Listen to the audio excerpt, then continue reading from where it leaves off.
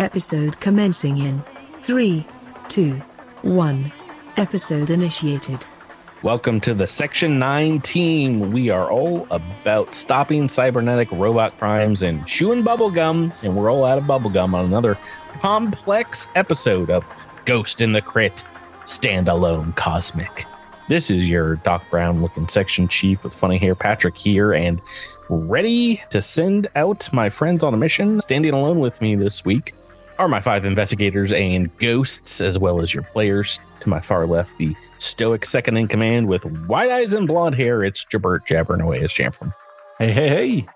Across the digital table from me, the one-eyed specialist with a hawk eye for pot shots. It's Miles Make 'em Believe as redacted. Good evening. To my right, an evil laughing man whose plans will disrupt the world. It's Tyler talking as Pradier. Hello there.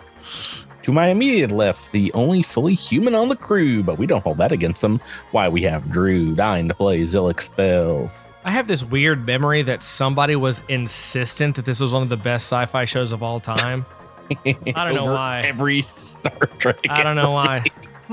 And across from him, Major Kusanagi jumping off a building herself.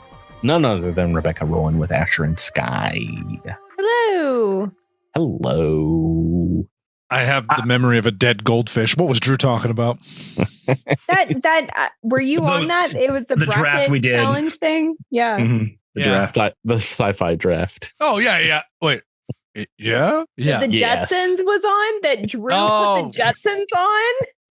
Yeah, things got heated. Things got heated real quick. I was not in my right mind, and I'll never forgive it, and I'll never not be bothered with myself about it. So I would appreciate it if we could never mention it again. Drew, thank you so much for reminding me, because that happened last year at CritterCon 6, and we just announced CritterCon 7 is happening in the fall this year, September 20th to the 22nd. And they've already put GM signups up on our Discord.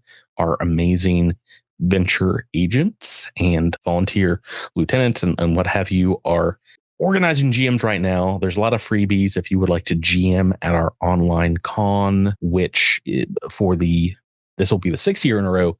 Will be benefiting Doctors Without Borders, Médecins Sans Frontières. We've raised enough over the last 5 cons. We have bought them one border, but they need plural borders. So they got no borders. We got to get them all those borders. No, they have a border is what I'm saying. They have a single border. So it's they can't say, hey, we have a border. It's like, well, we're just going to walk around that border. They need like 4 borders. We got to get that border off of there. No, they want they want more borders. Yeah, they want all the borders. That's why right now they're Doctors Without Borders, but they would like with one border. Non-joking, it's in medical aid and medical professionals all over the world, wherever there's outbreaks of diseases or war or humanitarian issues. And they don't really bust ghosts. Don't really get into the politics of things. They get into the healing people and helping people business. And the great thing is we don't accept any of the money ourselves as a podcast. It all goes through the Doctors Without Borders portal. And so all that, anything you donate during our charity conventions goes straight to them. Don't gotta be a middleman.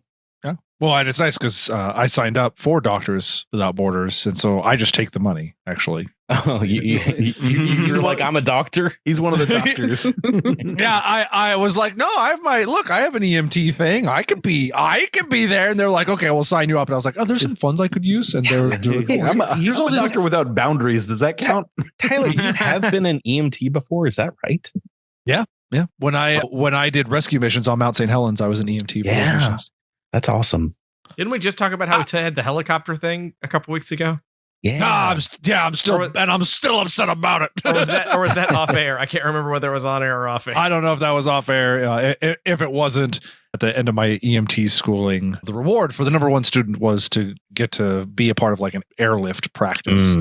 I tried so hard. But there could only be one, and there was a very talented and well-studied woman who beat me to it. So props to her. You could talk bad about her. I don't think she's going to listen to the podcast if you want. You'd be like, how dare you? I don't know. A helicopter because I don't know if I'm gonna trash talk. Well, and to be fair, this might change your tune. I had already been in a helicopter at that point. Oh, you, Tyler. Yeah, I thought that was gonna turn on me pretty quickly. Let somebody else have a Pierce turn over here talking about helicopters. It's one of those things. It's like, you know, after Kobe, R.I.P. I don't know if I ever want to be in a helicopter ever. Yeah. You know what I rode in as a kid? I got to ride in a biplane. Ooh, those are cool. And it did a loop-de-loop, and I was freaking out.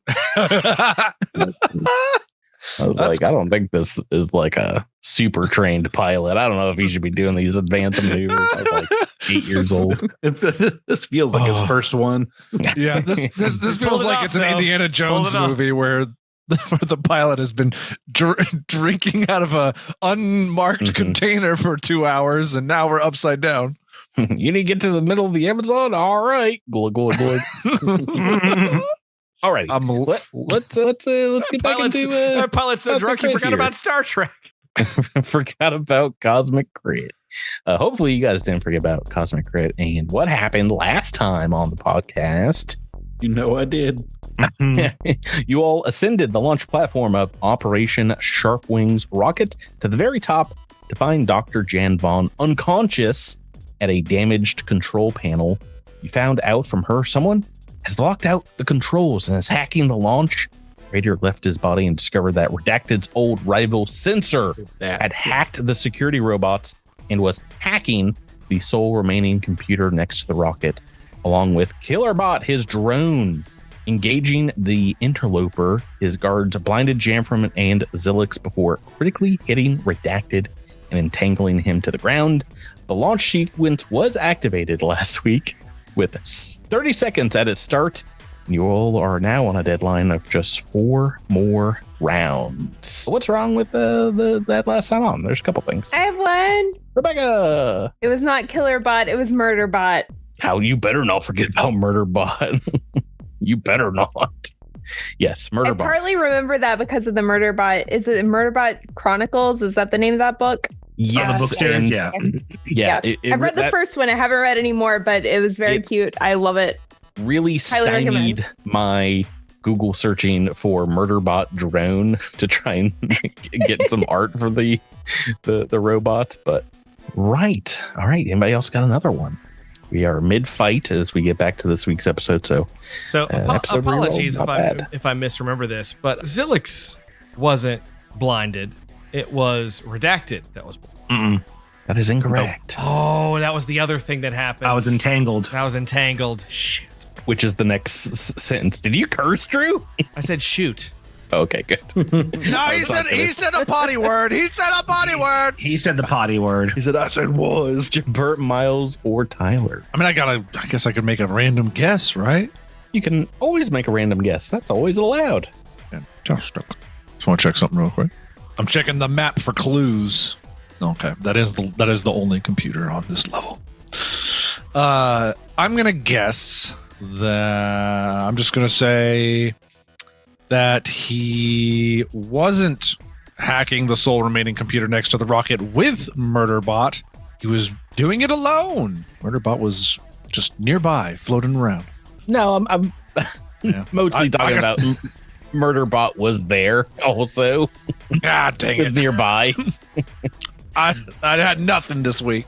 Miles is going to save you all, don't you worry. Yeah. I know Redacted had a status effect, but was it entangled? It was just something that kept me on the ground, right? Because Drew was able to get... The condition was entangled, from a weapons fire. Right. No, I remember getting hit, and I couldn't remember. I didn't think it was entangled because I thought the rule was like I wasn't allowed to move from the floor. Like I was stuck to the floor, and then. Well, you were stuck to the floor, but because my ability to form my car can form around people. Right. So, no, these robots indeed had just a effect on their gun, which caused entangle, and you could move. It was at half speed. So, why did I think I was stuck to the floor? I mean, for one you were round entangled to the before floor. Zilix built a car around you and then shot you around to the other side of the room. Right. I'm sorry. I was mixing. I was mixing up two things. Did you have a guess as to something wrong here? Hit this boy with a timer. Yeah, I don't have anything. Bert? I got nothing, bud. Oh man! Can I make a guess for no credit? Can I make a guess? Can I make a guess that there's nothing wrong? Oh well, we've already said. Can I make a guess that there's nothing else wrong? There are 5 very nitpicky things which I can't wait to share. Patrick, with you is it because his name is Censored and not Censor? That is correct. Dang yes, it. his character's name was. Man, I was sitting here thinking, did I write the show notes incorrectly? I actually had that thought too. I was like, he's written down censor, but he gets angry at me every time I call out his spelling errors. Yeah, no, I'll be a nice friend, and I won't. No, so from now on, I will remember to always pick on you for everything. What's so funny? I actually looked over this week to make sure I had apostrophes and proper punctuation and stuff. No, the first thing wrong with this is you guys did not go to the very top platform. You were actually about 30 feet below where you found Dr. Jan Vaughn, which we talked about going up the stairs. After that, Censored is the name of the gray that you are fighting right now. Of course, Murderbot. Only Jamfram was blinded by the grenades. Drew, you're very close there. Drew, you weren't blind. So close. I wasn't blind. I said I wasn't blinded, but and technically, I never critically hit redacted. I believe I entangled both Jamfram and redacted by rolling a natural 19, which we turned into a super hit. Miles was very close because he's like, I remember being hit. I was like, oh, do you? So listeners, this is what Patrick has to do in order to try to get a crit on us to beat us. What? To reroll, he's got to be super nitpicky. Oh, that is right. I do get an episode. Thank you, Drew. An episode reroll. That will bring us back to this week's episode, which indeed, as this week's episode starts, it starts with a countdown that you hear over the loudspeaker say T minus 24 seconds to launch. Is that the correct time? Yeah. 5 turns, 6 seconds each. We've already gone through 1 since the countdown started, and we are starting off with Censored again, who's right next to Asher and Sky at the end of this platform.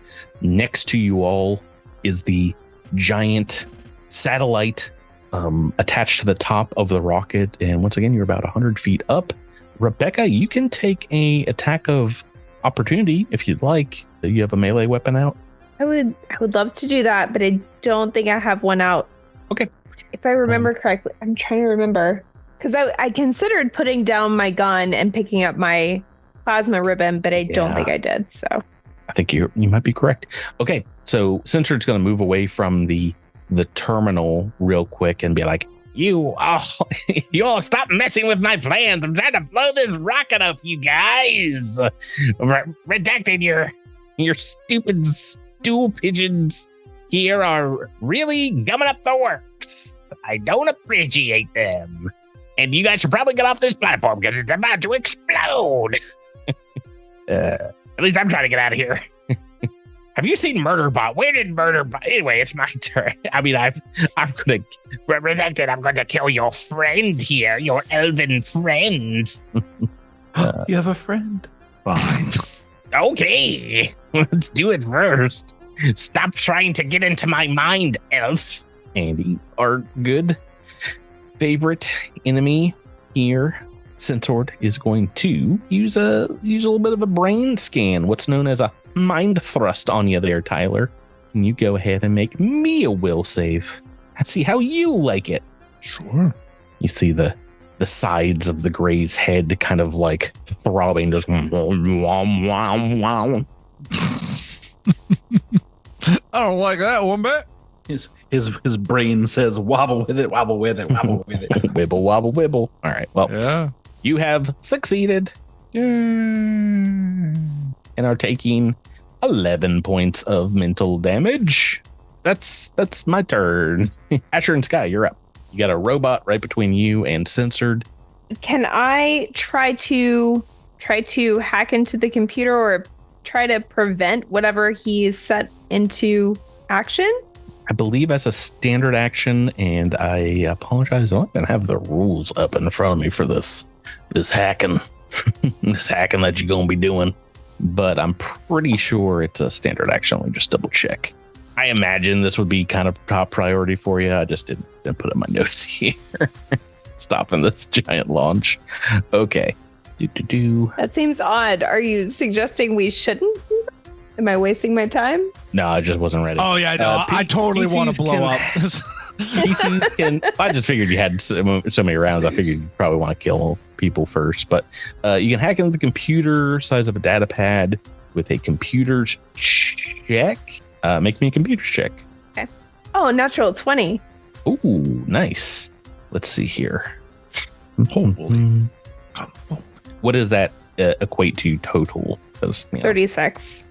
Always gotta remember the old rules for hacking. I thought you were going to say Starfinder. I was like, yeah. Well, yeah. I mean, that too. Hacking has very specific rules. I like to make up Starfinder rules as we go. I think that's more fun and apt for the game at this point.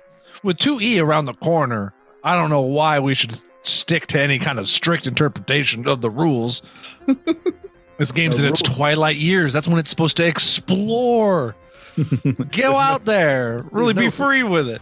There's no rule that says dogs can't play Starfinder.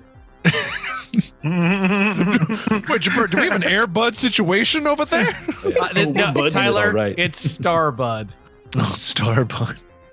I'm pretty sure in the Pacific Northwest we've smoked that. Okay.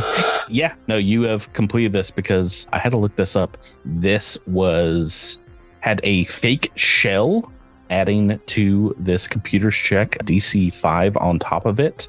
The DC was 29, so you had to hit a 34 to hack. Wow.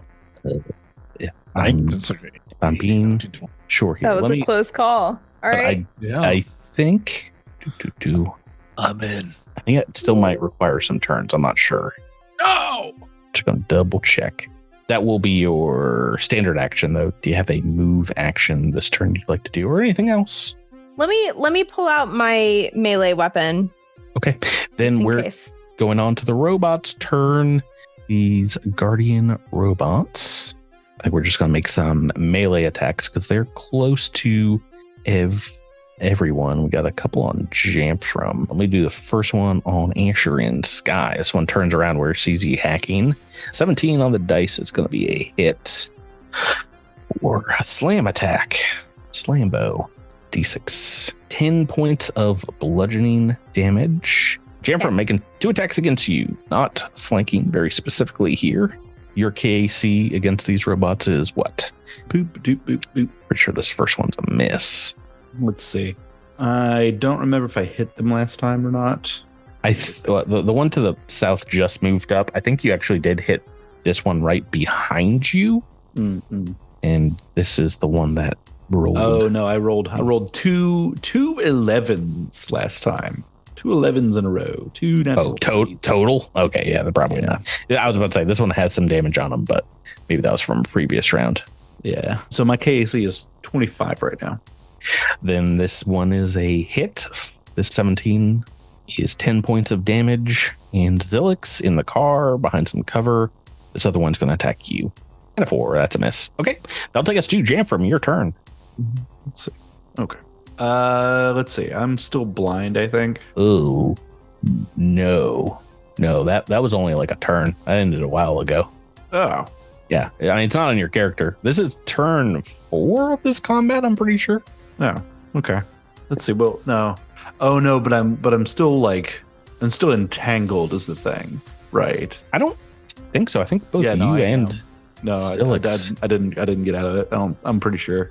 Zillick's got out of it, but redacted might still be in it. Because I had to spend standard actions to do it, or move actions, and I don't have very much movement to start with. So, okay, well, I'll put it on your token. I feel like I would have done that last week, so I apologize. All right, so I'll attack this guy however many times. I don't know. 5? I don't know, but just until he falls down, I suppose. 2 attacks? Yep. Yeah. So this one does have a 25 to hit. Little bonus here of the Wisp ally that's still on him. And that is most definitely a hit against KAC. All right, so 26 of slashing. Oh my. Okay. That one is bloodied. Did you see a giant spray of colorful, almost firework-like sparks shooting out of an open wound where you see wires and things jutting out the side? It's robot blood. The robot. I tasted its robot blood. All right, and that's a 12. So a miss, but the damage on this one is Zilix. We're on to you next. You're still in the P-Mobile. The Zilix mobile. You see the car disappear as it manifests into a sword in Zilix's hand that he then takes a swing at the robot that is menacing him. Here we go. Look, I'm giving you a little sword made out of car. It's an 18. 18 against KC. Ooh, that's just a miss. Oh, Drew. Oh, if only you have the episode reroll. Redacted. You're up next. So did Asher stop the launch? I believe so. I thought hacking took more than one turn, but I don't see that in looking up the notes here. So I'm pretty sure, yeah, she's beaten both the fake shell and excuse me, they Asher and Sky. Oh, apologize. Did it together. Sky was on your fingertips, like, no, that's a fake shell. Yeah, they both beat it. It seemed like something I figured Redacted would have to do, but now you're free to mess up Censored if you want. Oh yeah, just gonna. Censored, who's now turned around, is like, oh my bronchian god, stop, get away from the computer. It took me so long to set that launch up, and I'm gonna have to do it again now. The countdown has stopped at this point. Womp womp. What are you doing? You're taking a shot here at your buddy. 16 on the dice is gonna be some guess. Yeah. Any move action you want to do? Anything else? Do you want to take a look at these robots? Yeah. Make me a engineering check. Is it engineering computers? Engineering, I'm pretty sure. Okie dokie. What's this? You're not sure about these robots. That's natural 1 on the dice. Wow, Bradier. Or is there a move action you want to do, Miles, before we move on? No. Bradier. You're right next to Redacted. Yeah, robots behind you. Prater feels the attempt at a mental intrusion. And then he says, you did take damage, right? I mean, 11 points. That's not. Yeah. Oh, not that much, huh? Not that much. And then Prater will say, let me show you how this really works. And I'm going to try to intimidate you. Shabalanga. I don't do it. Gosh, we're on the 3 train. Whatever, make me a will save. Yeah. Choo choo. Gray. Hope I'm not on the 3 train. Oh, I'm on the 4 train. Yeah. 4 train. Roll the 4. That is a fail. I'm guessing I'm getting a little taste of my own medicine. You're getting a little taste of your own medicine. I'm so sorry. Thank you for not doing old person again. We talked off air about how I've been very disappointed if I didn't get to try and murder you both. I hear that. Oh god, it's so much more damage than me. 49. 49. You see maybe like a feedback loop of damage going into Censored brain as the bulges on the side of his head and like veins start popping out. Oh no! You could have that. I tried to get you just to stand down quietly, but I see you've chosen the path of mental torture. On turn 5, very beaten up, Censored, you see activate a jetpack on their little armored backside, and fly off over the the satellite. It's like, robots, please kill these guys. I can't believe this. Foiled again, but redacted. You will have your day in the sun. You will answer for what you've done to me. Team, disable the rocket. Not blasting off again. Wow. Murder Bot, where are you? Murder Bot, get back here. A Pokemon reference. He flew off around the backside of the rocket here, full action, just peacing out. I'm dropping him at the turn.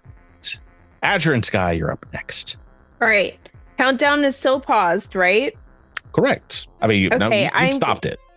I'm going to turn my attention then to the robot right in front of me and strike at it, to use Pathfinder terms, with my plasma ribbon. Oh, yes. You have your melee weapon out. Yep. It's a CR 12 or lower on the trick attack and a 27 to attack. Most definitely a trick and a hit. Awesome. That does 26 damage. 6. And is this... Oh, this is both electricity and fire. Is that correct? Yes. Oh, gosh. You've activated my trap card. Oh. We're really mixing up the 90s game references here. This thing is... Stupid dog. You made me look bad. That's censored to Murder Bot. I guess not my trap card, my vulnerability to electricity card. This one goes down, falling off the tower here in a rain of sparks. That's exciting. Yeah. Okay. Robot's turn. We're going to make a couple attacks against Jamfram, who these two are still attacking here. Melee blasts. Okay, and if you're 25, I've got 2 hits. 18 out of 14 here. 2 hits. And 20 points of damage total. Bludgeoning damage total. How's Jamfram doing? Jabert? Oh, I'm muted. I said I was fine, but I am in HP damage. So yay, finally. It only took 2 episodes. I've rolled I am so sorry. I just want to say I have Invigorating Strike, and when I defeat an enemy, I regain SP. So I'm going to do that now. Okay. You seem I'm glad very you sorry. apologized. I'm really glad you apologized. I was this close to just canceling the podcast, to be honest with you, over your blatant... I'm really sorry. I'm going to need an apology for how emphatic that apology was for no reason. Yeah. Like, and it's got to be... You need to... I want it written and posted on the website for all eternity. Oh my God, can you imagine? I have rolled a 7 on the dice against Zilix on an attack. Zilix, your KAC is 22. Yeah, 22. This is not getting anywhere close because you're beefy. That will bring us to Jamfram, your turn. Ooh, it is my turn. Well, I don't know. This one's bloodied right behind you. Yeah. Let's keep sparks. Let's keep whacking at a robot until it stops. Whacking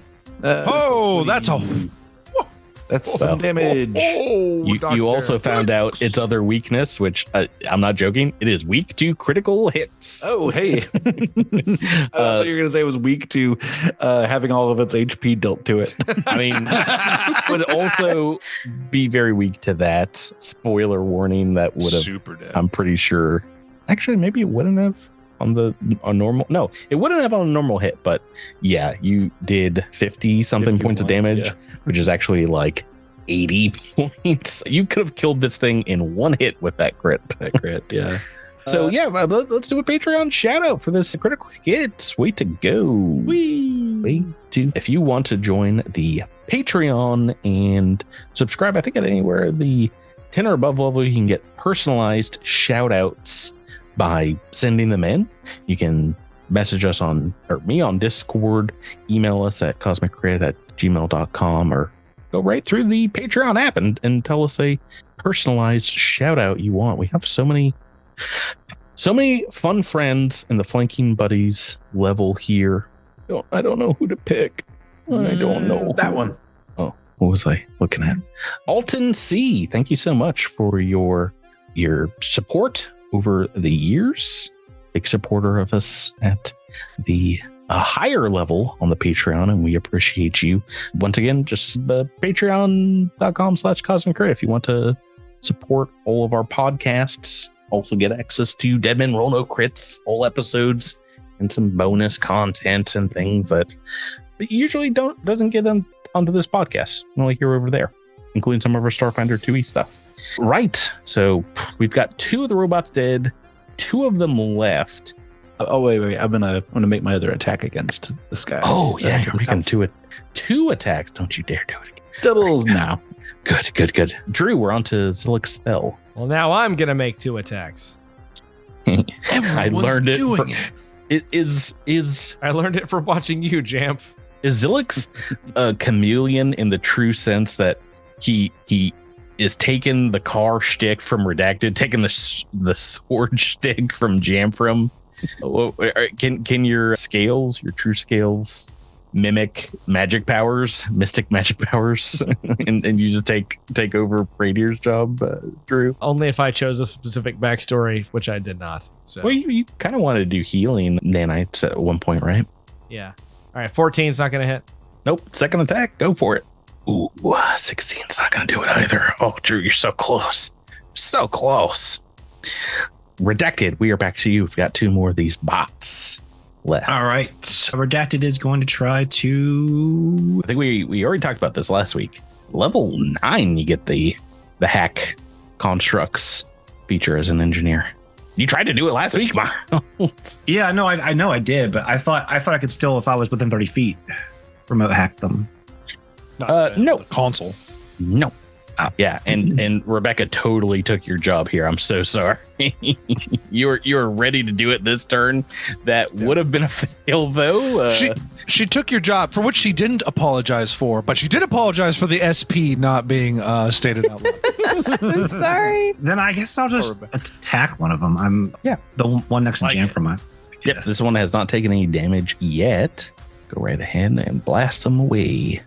Nope. I was gonna say, watch, he's gonna crit, and we're all gonna just take each other's jobs this week. I like it. Radier, we're back to you. I'm so sorry. We're on to no brain enemy. I'm right at the edge of something. If I look over the edge that how far down is this? 100 feet. How much damage would that be if I just threw Pradier off of it? I'm on the edge of glory. Falling damage is a D6 per. So only 10d6? I think so. You would survive that. Okay, well, instead I'll do a move action to move the Wisp ally onto the other robot. Jamfram's fighting. That Jamfram is fighting. That makes sense. And I'll spend another move action or I'll spend a standard action as a move action, or however you want to word that, to get behind Jamfram, to get into full buff Jamfram formation. Okay. Turn 6, Rebecca, back to Asher and Sky. All right, I have no targets in front of me, but I have a melee weapon out. Let me see how far I can move. Hold on. 50. Okay, so can I get in range of this robot here? Oh, yeah. I'll just move over here with Zilix. Totally hit either of them, yeah. You got 50 feet of movement. That's about half of the entire platform. Okay, I'll move over here next to Zilix and strike with my melee weapon at the robot. Trick attack. Yes. Yeah, recommend that. It's gonna be working out for you pretty well. Okay, 12 or lower on the trick and 27 to attack. Yes, that's exactly what you rolled last time, I think. A 17 on the attack dice. So that is a hit. You've rolled abysmal damage, but only 25 this time. Still, we're adding 6 to that because half of it is electrical, and that will take us to 31. This one is also malfunctioning. It's taken half of its damage already. So one's untouched, and this one's very hurt as we go on to their turn. That's going to turn around and attack you, not Zilix, who's been failing to hit it for the most part. Robin. Natural 20. No, I'm rubbing it in. That could have been yours, Drew, but you decide not to hit me. Another natural 20. This Kill the operative. episode. But well, I'm gonna for my shout out, I'm gonna shout out a friend of the podcast, former venture agent Odin, who's been a member of the Patreon at its highest level for some time, and I think it's been a while since we've given you a shout out. Thank you all the way down under for supporting the podcast for so long and for agreeing to help out with, once again, CritterCon 7, September 20th to 22nd.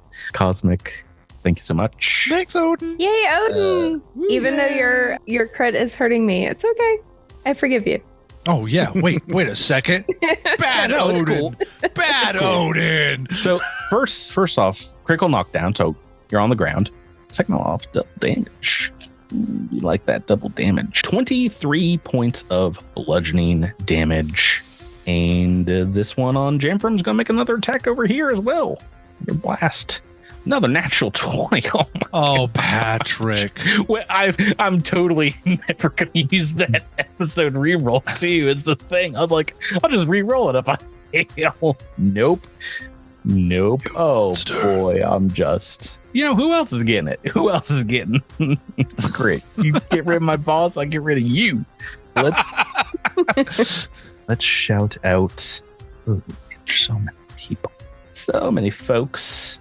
James W., thank you so much for being a flanking buddy for so long, for years. We appreciate your support. This crit's for you. I'm so sorry. Jamfram also on the ground, also double damage. Max, it's a cosmic crit. Oh my gosh. Patrick is the worst. Oh, I thought this fight was over. It's very much not, apparently. Oh my gosh. I just got 10 private messages from Jabert. Jabert. You can't say that. Muted. His keyboard's like on fire. He's going. This is insane. 26 points of bludgeoning damage. 26. All right. 26. And it's your turn, Jamfram. Why am I on the ground? Critical knockdown. Oh, for heaven's Mm-hmm. parts. Okay, I'll stand up. All right. Well, guess I don't get to take a -4 to my attack against you this turn. Instead, it's just a plus So a 9. 30 to hit. Oh my gosh, hit. All right, 25 points of damage. All right, first bit on the board for this bot to the south. Drew Zilixthel.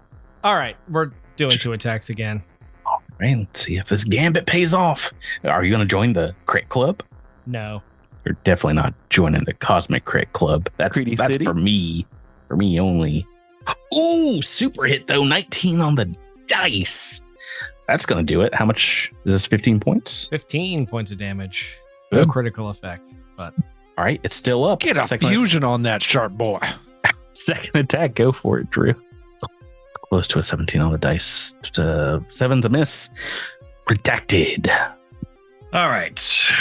Redacted is going to take 2 shots at this robot. That's Jamfram. Lining up the rifle here. Oh, this first one's going to be a hit. All A 18 on the dice. It's 8 points of damage. All right, got it. Second attack. Roll another 18. That'll do it. Or 8 points of damage. Okay, all right, calm down. That one is now malfunctioning as we go to Radier. Praetor you got puts some his buffs. hand. Yeah, Praetor puts his hand on Jamfram's back and he says, "Would you like buffs or healing?"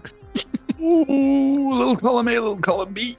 No, just healing, please. Just healing. Because don't typically matter. I roll either 2s or 18s. That's why I wanted to give you the option. Well, We are at 5d8 plus 5. Jamfram got a little assist from Redacted this turn, who's turned the Aeon Guard accelerator rifle, putting a couple holes through this robot's chest. Enjoy 34 points of healing. Yay! I guess I still have a move action. Mhm. I don't think I can intimidate the robots though with my voice. I think they're probably immune to that. I don't think I have any other move action things. So I will call it there and end my turn. Turn 7, Asher and Sky. This would have been like the final turn until the rocket blasted off and exploded on you guys. If you hadn't spoiled my fun, what would you like to do? Asher's on the ground. Okay. Asher is going. Can I stand up as a trick? Think so. It's a move action, right? I think that's the only thing you could do though. If that That's fine. I'll stand up and in the process trick and attack with my plasma ribbon. It's a 24 to hit and a 0-3 or lower on the trick. Oh no. Trick is a fail. That is a hit. Oh, okay. That's 7 damage. Just see. A little more with electricity. Yes. And 3. It's gonna be pretty negligible. That is, let's see, still up. Fortunately, that trick would have done him in. But he gets another chance to crack back, and Drew did hit. Drew did do more damage. Drew, this one's coming back at you now. This robot. 6 on the dice. Definitely gonna be a miss. Jamfram, I'm gonna try one more time. Try to take out the Jam Man. 9 on the dice is gonna be a miss. Oh boy. Back to you, Jamfram. All right. Well, now that I'm standing, there's no stopping me now unless I roll a 2. I rolled a 10 for an 18. Right in the middle there. Against KAC. If you're still in 3, so. Oh, you know what? You're entangled, so it's -2, but I was only counting the Wisp ally as +2, like canceling it out. The +1 is all you need. 19 is a hit. Ooh, oh yeah. There you go. The 25. Wisp does its annoying. Wispy. But it is still up after 25 points of damage. 13. Second attack is not going to do it. Zilix. Drew. Slice and then dice. 2 attacks. And we're on two attack territory over here. Lots of 20s coming about. 19. That is a hit, and that is enough to destroy this one. Bloop. Booyah. Fortunately, you can't reach this other guy over here, but Redacted can on his turn. There's still one robot on my left. turn, instead of using my second attack, can I use my move attack or my move to switch to my gun? No. Typically, I don't think you can. I'll allow it though. Miles, Redacted. All right. The one's looking real weak as well. Let's take 2 more shots at it. Real goofed up. Oh. That was a 20. Yeah, the digital dice. Digital dice god's not favoring you. 4 on the dice. Once it finished. That is 4 sapples. Second attack. 15. Yes, that is a hit and just enough to kill this one off as well as it falls down the tower. Blah, electronic Wilhelm scream style. Every robot that dies close to the edge falls down. There's only one that's left up here. And we are out of combat and out of danger. Woohoo! There you go. I made this fight about as difficult as but the countdown thing is all in the AP. They're like, yep, you got like 30 seconds, so have fun with that. So yeah, I believe it. Do we now need to flee so this thing can take off? No, after the combat here, maybe you get a little message over from Censored. It's like a video message of them like rocketing away through the forest nearby. You've bested me, Redacted, but I will be known as the finest gray to ever leave the program, and you're going to be known as the Council's toady, their plaything, their convenient toy. So have fun knowing that your mission, once it's done, they're going to take that core back from you. You never even guessed as to why they gave you something so rare, so valuable. Maybe it's time you began to ask those questions, numbskull. There never was a more sore loser. This is a recording, so you're probably talking to me right now, but I got one more thing to say. Just shoots the machine. Murderbot, where are you? Anyway. Cuts off mid-sentence. Murderbot! Exactly. This is a boring conversation anyway. Yeah, that's going to do it. You get Dr. Jan Vaughn kind of limping up the stairs to you all, saying, Oh, you all aren't dead right now. That's great. I thought we were all going to be blasted by the rocket when I heard the countdown. Way to go. You all did it. The launch is saved, but we're going to have to get the engineers up here. I don't think we can launch today. They're going to want to check over Gantry and the rest of the team. make sure that Gray didn't leave any other lingering surprises in the code. Maybe you all want to take a rest as well? That seems like you've taken a little bit of damage there. Jamfram, are you okay? I'll be all right. It's just nothing but robot punch, like indentations. Well, I don't know. Has 10 minutes gone by? No, not yet. Oh, okay, you can move off the platform here. Yes, indeed. I'm badly hurt. Yeah. Dr. Jan, before you leave, it's like, redacted. How did you know that Gray? What was their intention in stopping this satellite from launching? The reasons are still unknown. This Censored was a failed scientist whose hurt ego seems to have influenced poor decisions. Did he say something about an employer? Is someone out to stop these launches? Did he say something about an employer? I think he did. Yeah. Beginning of last week, someone's paying him to do this job, and him getting to mess with you is kind of icing on the cake. Right. So the launch is scrapped. A couple days later, you guys have had a chance to fully heal and return to the first launch. I'm stating this unequivocally. Full heal of 2 days time passes. I don't know, but is there enough time to heal up to full? but is there a 10-minute rest? Writing in my notes, ask Patrick if we healed up. Well, we're still playing. It's not the end of the episode. To be continued. Patrick, did I get all my spells back? Yeah, good one. Good one, Tyler. Thank you. I love you. Oh no. I'm so sorry. Yeah, you come back and you watch a few days later the first successful launch of the Sharpwing satellites into space, and over the next 2 months, just about every other week, there's another satellite that gets launched up and begins linking up into a chain over Galarion here, over your colony and in other parts of the planet, helping you guys map areas from space, sending all kinds of data back to H, helping you form like a little bit of a security blanket, a little strong security blanket, and aiding in things like space travel and commerce, and even predicting the weather, inclement weather coming in.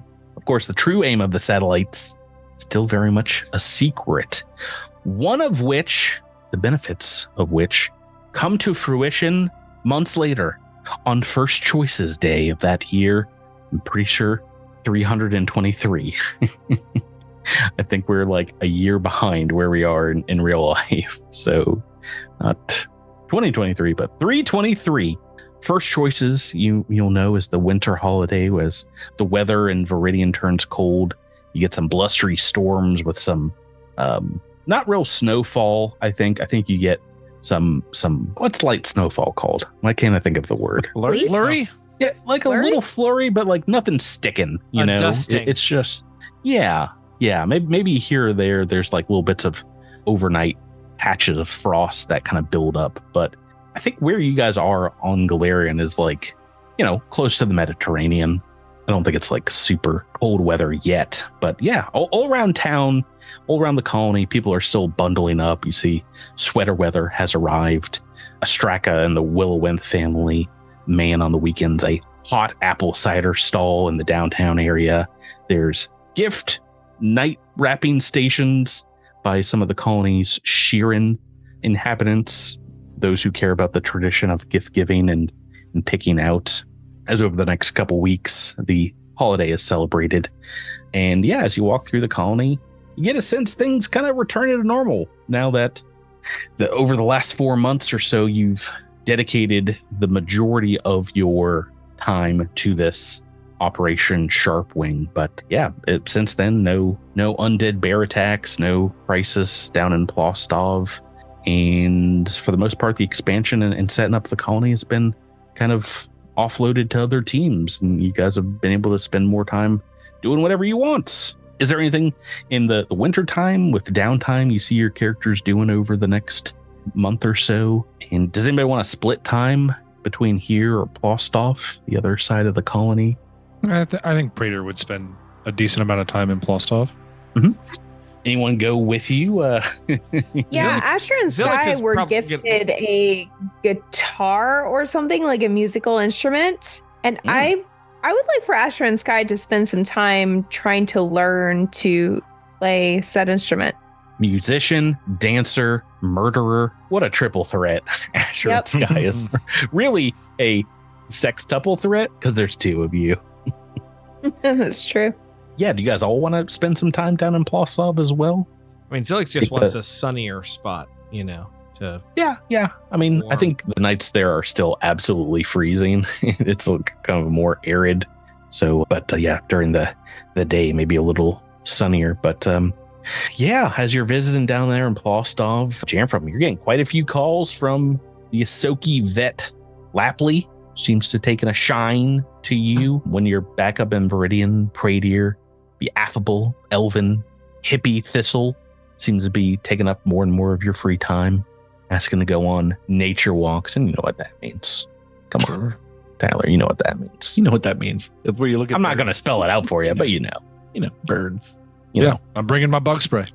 I get Redacted's social calendar, if you can call it that, perhaps taken up by requests for technical help from Gavin Neldener with the electrical grid, the Dwarven engineer, Veach asking for help with zoological dissections and plant breeding, and your input in geological survey data is requested from the explorer Stamph Panatil in this time. Is Redacted more open to helping out some of these other colonists for free? The dissections, yes. Okay. The other folks you charge. Cool. Yeah. Veach seems pretty aligned with Redacted. Yeah, and Asher and Sky, even you, perhaps a ton of suitors coming from different calisthenics classes, the newly built space YMs, other extracurricular activities. It's time for coming together over the colony. Coming together. Zilix, I don't know. Does Zilix have someone special? I think he had a Willowinth that was kind of interested. Yeah, but I don't think Zilix noticed that. He seems like the type that would not have even clocked that was going on. Yeah. She's fairly. How old is Zilix, by the way? Because this is like one of the younger kids in the Willowinth family. I mean, he's early 20s ish for whatever that means for Ixtangis. Yeah, I mean, that's the same with Acacia Willowinth. If you're not interested in romantic pursuits with the young Willowinth, I think maybe a lot of your time is taken up by Edran Shire trying to get you to play video games with gotta get into the new Galarian Night demo. The next game is already coming out next holiday season. Zilix only plays party games and games that have a good rubber banding effect because he's not very good at them. But he can get some wins with that, like your Smash Brothers, your Mario Karts, or your Space Brothers, your Space Karts. Space card, yeah. Yeah, you get maybe a kind of a stock holiday greeting card back from the family on Doganga, but nothing like a personalized message from mom or other family. As you guys are getting ready to sign off on holiday break, maybe take a little bit of a sabbatical. Fortunately, you do get an emergency message from Ezran Shire asking you all to meet in the private council chambers of City Hall for an OS meeting, an Operation Sharpwing related meeting. Yeah. Something you've not had for some months now, since all these launches have gone smoothly. Oh, we send him straight to voicemail. So sorry. He breaks through. He's got the satellites and has control. No, what have we done? Eventually, he'll find you guys and be like, "Guys, we got a meeting! Quick, get in here!" As you get into the meeting room, he'll prop up its data pad, and it kind of turns into a small built-in hologram projector. Kind of pops out the top of it, and you see a display that shows what looks like a very scratchy hologram, kind of like the holograms in the OG Star Wars trilogy. It's like, why does this look so crummy? Can we not get a better resolution on these holograms? Yeah. Here's the problem with those holograms. They never got any better in any of the other Star Wars movies. They stayed that way. I feel like they're pretty good in prequels, weren't they? All Star Wars holograms look bad. They're all whatever, not black and white, but like blue and white, blue and gray. Yeah. Nah, when all the clone troopers pull up the little hologram of City, he looks amazing. Scarred and deformed, but more resolute than ever. See what side of the coin Tyler's on with that. This attempt on my life has left me terribly scarred, but my resolution for my internet package has gotten better somehow. I'm high def. You get to see all the stars. We finally dropped Xfinity and have embraced Ziply fiber for our hologram projection needs. Xfinity was like, we have altered the deal. Pray we do not alter it. It's literally Xfinity's life. Yeah, it is a bad hologram, but on it you do see what looks like a frozen landscape of tumbled ice and imposing glaciers and snow drifts. There's a single blinking green light visible amongst the tundra. Ezran says, guys, 2 hours ago, the Sharp Wing Network picked up an emergency signal coming from Galarian's Arctic Circle. There's no exploration team up there, no colonists, at least not anything that we know of. And there's really no charter near enough that would be able to pick up the signal. Just us, unfortunately. Only because of course, the satellite network. That's the only reason we discovered this at all. The location you hear is actually just an approximation. The ice is kind of interfering with the satellites we have that we can get anywhere close to the site. And since we don't have a stationary satellite in the region, we're only getting reports every few hours of this. So it's really impossible to triangulate an exact location, but we know one thing for sure. The signal it's a Veskarium code. And I think it's something we have to investigate. Is it an old code? No, the code's still pretty good. It checks out. Okay. Well, I suppose we better head for the ship and check it out then. The Paradox Peregrine? Is that what you're talking about? Yeah, no, of course. But do you have any questions for me? Is there anything you want to talk about before you head on down or up there? It's going to be pretty dangerous. Are you just going to jump into the coldest part of the planet in the coldest time of the year? I mean, we blindly walked through an elven gateway that led to a moon. I don't feel like going to a place that's a little burr is going to ruffle any feathers. We will have to probably get some more padding for Jamfram's armor. Didn't you die of radiation poisoning? Well, once you die once, what is there really to fear? He looks over at the other four of you guys. So like, do you guys have any questions? I guess I have questions about, how cold does it get down there? What kind of equipment will we need to be able to operate safely? Oh my goodness, it's the coldest. Well, it's super coldest on the planet. Yeah, I get that. But like there are other planets that are presumably colder than this. But I don't know. It gets so cold. Your environmental protections will keep you safe down there. I mean, unless you're like submerged underwater or something. But I think you should still take some extra batteries. I can have one of those equipped for you guys. And, I don't know if you'll be able to fly and get a good view of the ground. So I know for a fact Zilix has been holding out on us and can make an additional vehicle. But Redacted, you're probably going to have to take the old space wagon down on the ground. Can you retrofit it with some tank treads or some skis? Is that a thing you can do? We need a lot of dogs. So many dogs.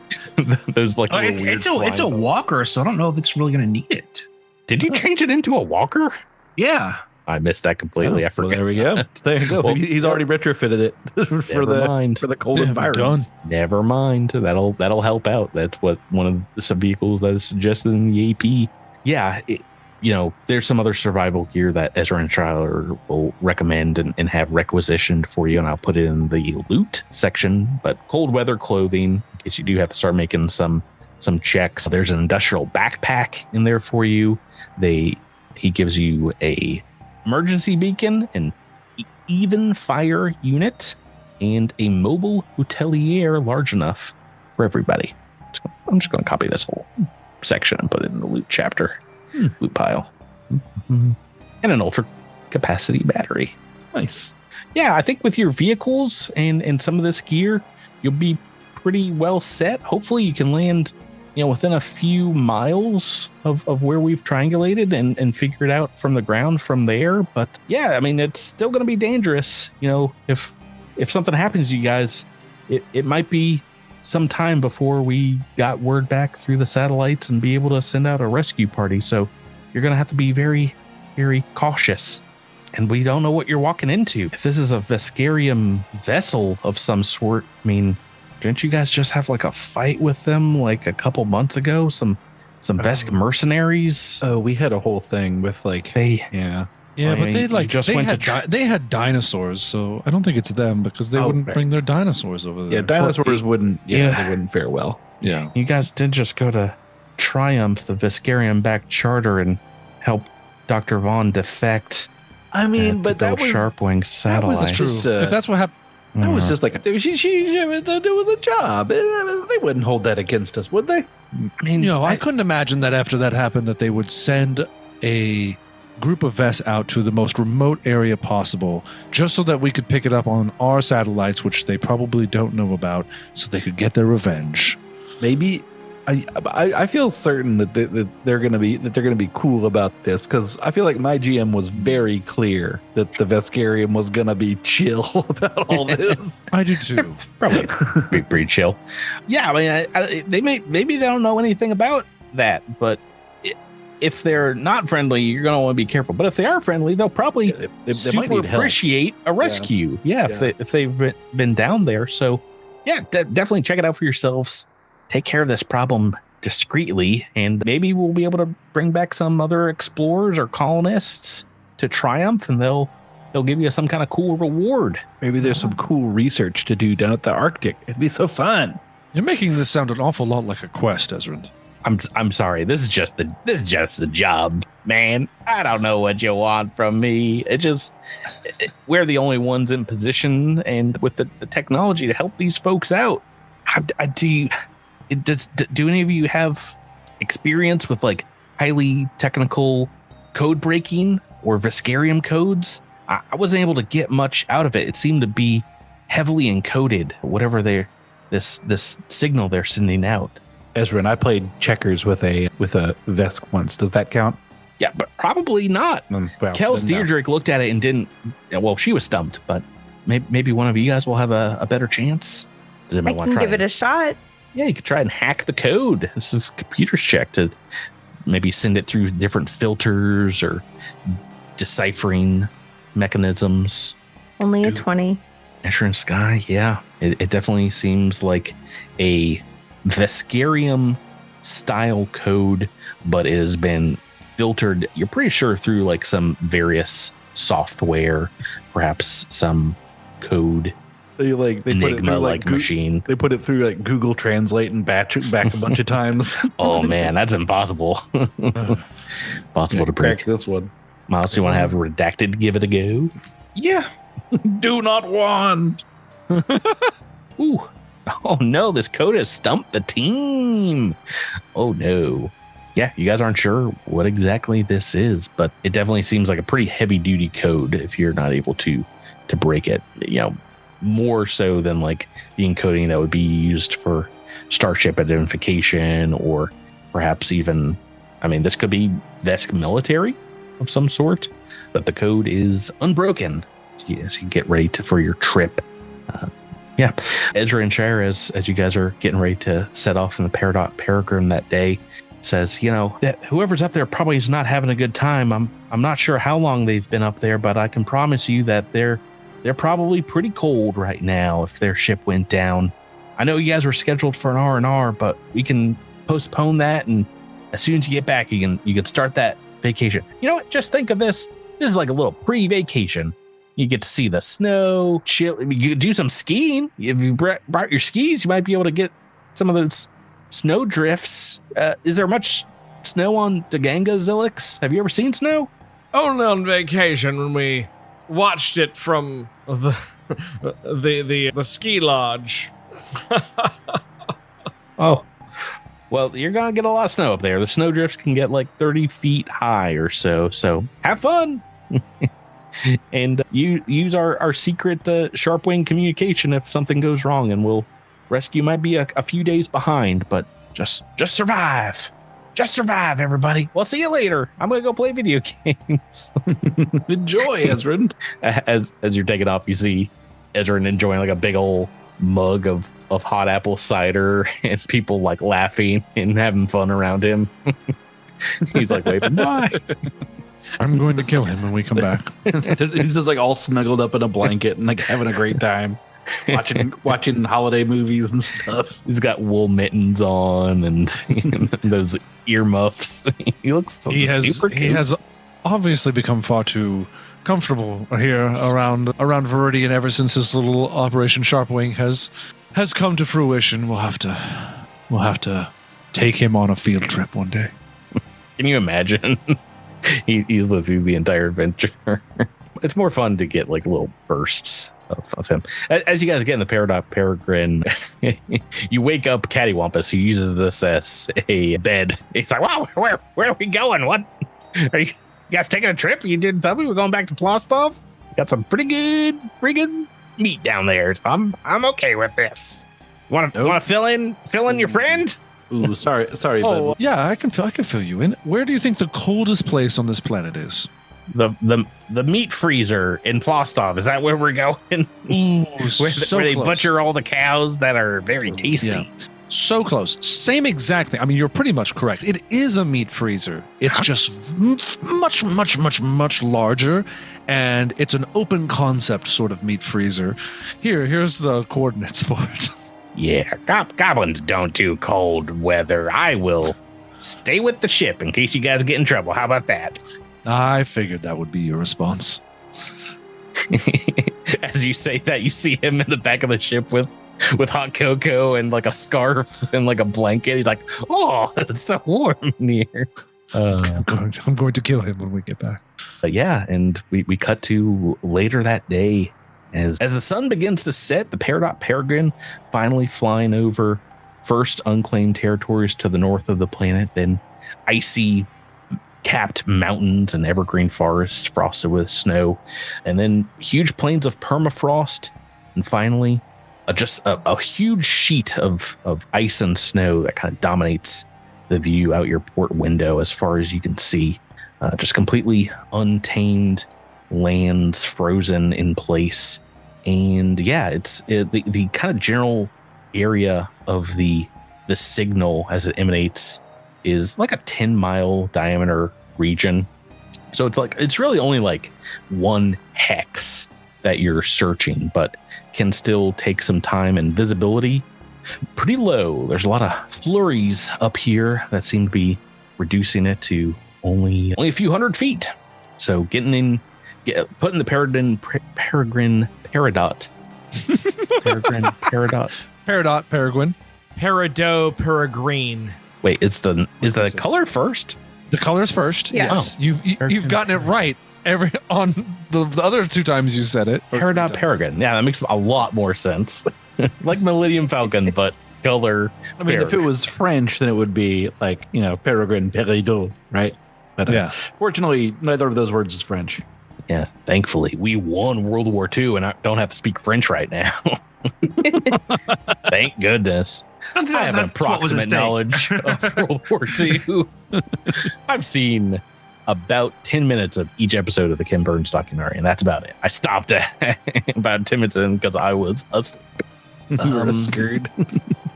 Indeed, as the ship sets down, the sensors show that you're like 1 mile away from this sensor. And then like as they start to scan again, it says 6 miles away and then 7. So it's somewhere nearby, but you have a pretty wide area to search. Yeah, heading out here, your breath immediately freezes. So environmental protections are important. Does everyone know what level your armor is?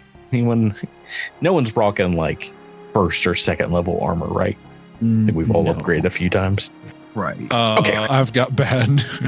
Mine is level 3. Okay. Well, so that's 3 days of environmental protections, right? It's like a day per level. Oh, hold on. Are you in worse shape? Hold on. I'm level 5. Looking it up right now. Level 3. We're okay. I figured as much. I don't even remember when I got this, but that is what I have in my character sheet. Just typed in environmental protections like 5 times and the search bar. I failed to spell environmental several times. And each time I did, the word became less and less real. I was like, what? That goes there? How is this possible? Yes. Number of days equal to the item level. You don't think it will take 3 full days to search this area, but you never know. You never know. It's pretty difficult terrain out here, so even the vehicle is going to have some difficulty. There's no max speed with the walker because the footing is low and everything else is low. Do you guys want to make me a survival check? Survival check to we're going to take the highest one, and everyone else can kind of aid here. But I guess who has the highest survival? I have plus 16. Jeez Louise, Rebecca. All right. Well, I don't know. I think that might be the highest. Who knows? Thought I might have something at plus 6, plus 2 more. She's an operative. We're not competing. Yeah. Plus 16. Pretty good. This is still pretty difficult DC. So you're searching for a few hours here before you come across a couple of crossroads. Towards one direction, you see what looks like an icy cliff wall, like a huge shelf of ice, maybe like towards the south. And towards the other direction, kind of like a more flat plain, where you see what looks like kind of reflective patches of ice in the ground. Which direction do you guys want to head? That seems wisest. That it is. Our survivalist operative, lead the way. It seems dangerously so. I wonder if the slicker looking parts might be thin ice, which could be treacherous. And I feel like if the signal was coming from flat ice, there wouldn't be interference. I think it'd be easier to get a bead on where the signal is because there's nothing around it, right? It's the only what signal if it's coming from a wide open space. What if it's underwater? Then they're dead. Who cares? Well, I mean, believe it or not, the spaceship is people. probably airtight. No. I'm gonna say let's go to the. Oh gosh, it sounds so obvious to go to the flat, right? Does Zilix having the unflappable climber capability to crawl across the ice potentially mean it doesn't break as much as stomping on it or walking on it? What does climbing mean to you, Drew? What is your definition of climbing? If we were going to the ice wall, maybe that would be helpful. Zilix's climbing makes. Just suction cup noises. If anything, it sounds like you're putting more appendages on the ground, but I guess that's what they tell you to do with thin ice is spread out your body. Spread out your... You don't do that wiggle move you're doing. Well, and Zoom's cutting out that little noise you're trying to make. It's not, again, I do the recording, so it's all clear on my end. All the gross. I know. I just want the listeners to know that we don't get to enjoy whatever sound you're making. We're in the dark here, fam. Right. As you guys are heading over in that direction, it's like another half mile or so, kind of getting closer to there. Both the wagon walker, redacted, and your guys' armor gets notifications that I guess the wagon walker is not sealed. So both your armor and the vehicle, you guys get notifications that the temperature is dropping below -20 Fahrenheit, which means extreme cold. The wind whipping over these icy plains here seems to be too much even for environmental protections. So in this general area, I think, what is extreme cold? Every few minutes, it's a potential for 1d6 lethal cold damage. Yikes. Let's see. Oh no, 1d6 cold damage no matter what, and then fortitude check to take additional cold damage. Of course, I've had a thermal regulator since the beginning of this campaign, but my armor does not have an upgrade slot to equip it right now. Oh. So, if anyone has, I think that's what I'm getting this from. Yeah, that gives you a +4 on your fortitude checks. I do have toughness. Good. What vehicle base are you using, Miles? Are you still using the war wagon base? I switched it to a walker when we leveled up. Remember we had a conversation. Oh, your full base is a well, which walker? Is it the survey? 1 second. The survey walker. Okay. That is good to know. That does not have total cover, so you guys can see like over the top of the vehicles. I imagine it's kind of like a Jeep, like an open air Jeep bit to it, or like a catwalker, you know? Yeah. Like a piece of machinery, super machinery. But yeah, after a while, the vehicle starts churning and you do hear kind of like ice cracking underneath it.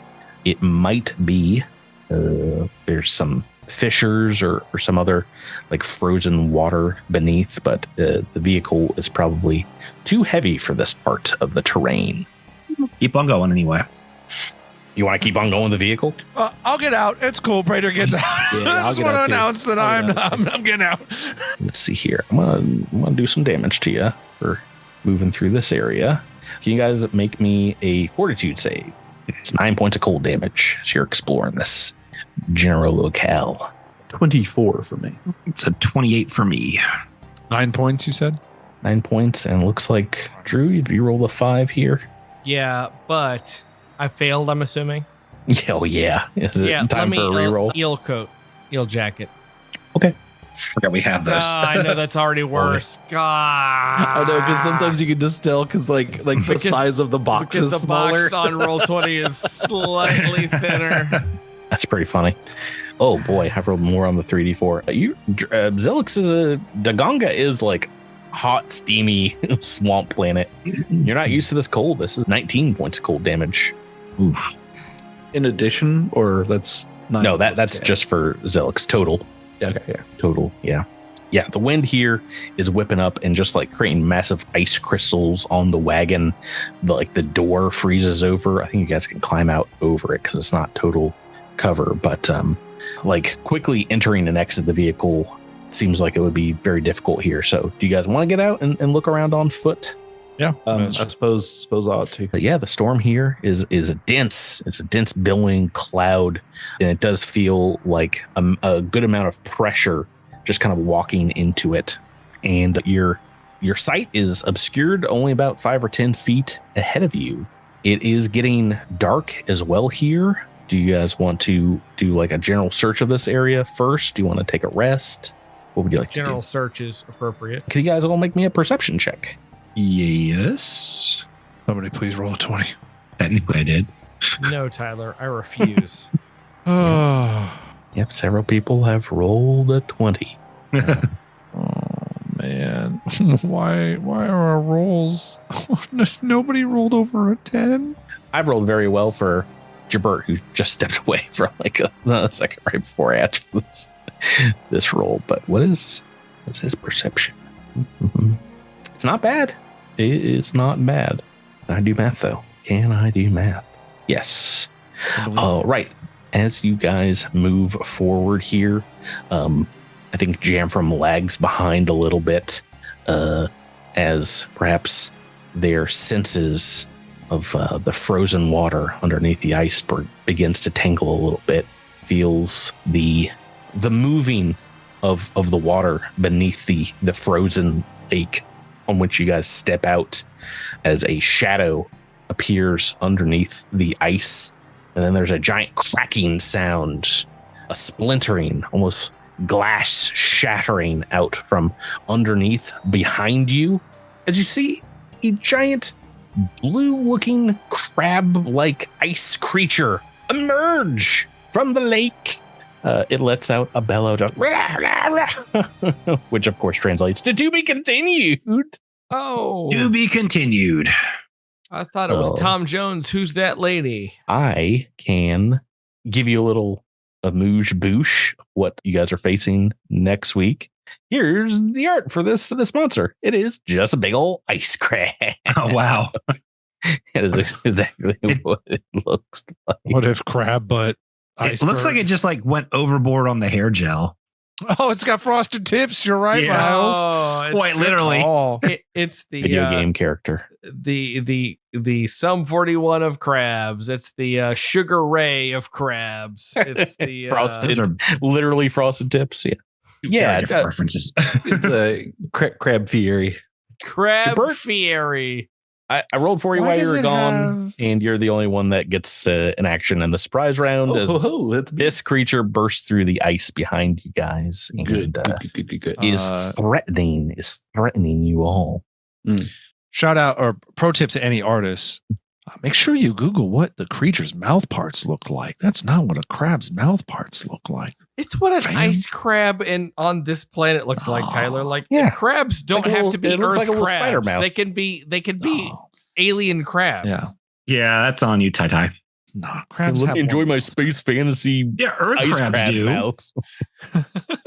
Let me enjoy it, Tyler. Well, you got to be a killjoy. That's going to do it for this week's episode of Cosmic Crit. We have finished off the first part of the Operation Sharp Wing, and we've moved into a whole separate section of the book. Still not at level 8 yet, but maybe it's around the corner. Guys, thank you for playing with me. Thank you, Patrick. Thank you. Listeners, thank you for listening. Crittermanders, we'll catch you on the next week's episode of Cosmic Crit. Goodbye. Later. Good night. Good night. Oh, well.